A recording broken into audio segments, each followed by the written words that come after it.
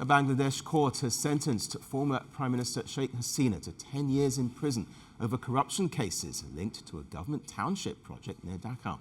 Her niece, Tulip Siddiq, a British Labour lawmaker, was also convicted in the same set of cases. The verdict comes just weeks before Bangladesh heads to a crucial national election on February the 12th. Meanwhile, another niece, Azmina Siddiq, and nephew, Radwan Mujib Siddiq, received 7 years each.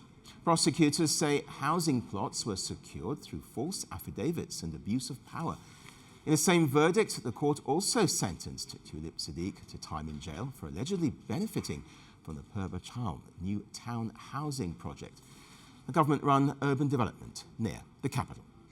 In two cases, Tulip Siddiq was sentenced to 4 years of rigorous imprisonment and fined $813, in each case totaling $1,626, with an additional 6 months imprisonment in each case in default of payment. Sheikh Hasina and the other accused in these two cases were sentenced to 10 years imprisonment, fined $813, and sentenced to an additional 12 months imprisonment in default of payment.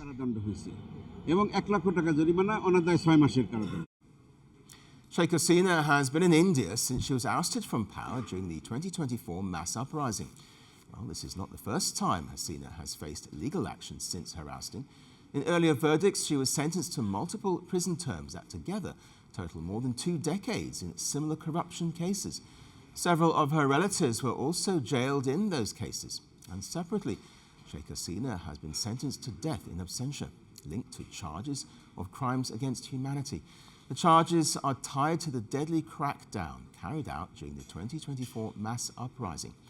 Hasina has repeatedly rejected the allegations, saying the courts lack credibility. She's earlier described similar proceedings against her as politically motivated and aimed at settling scores after her removal from power.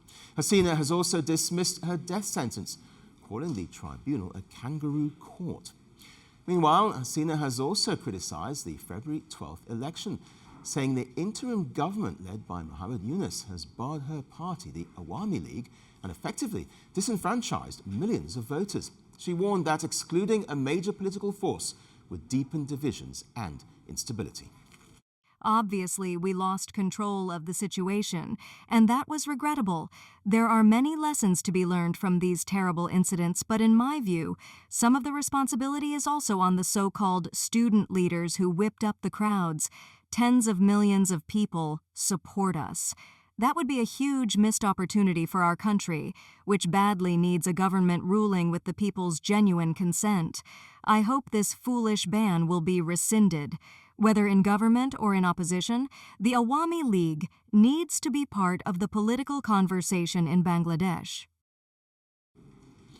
Sheikh Hasina has accused the interim government of allowing atrocities against minorities.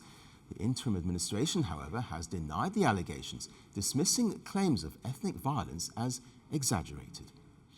So, with more than 127 million voters eligible, Bangladesh's February the 12th election is being seen as one of the most consequential in decades, unfolding amid legal battles, political bans, and sharp criticism from the country's former leader.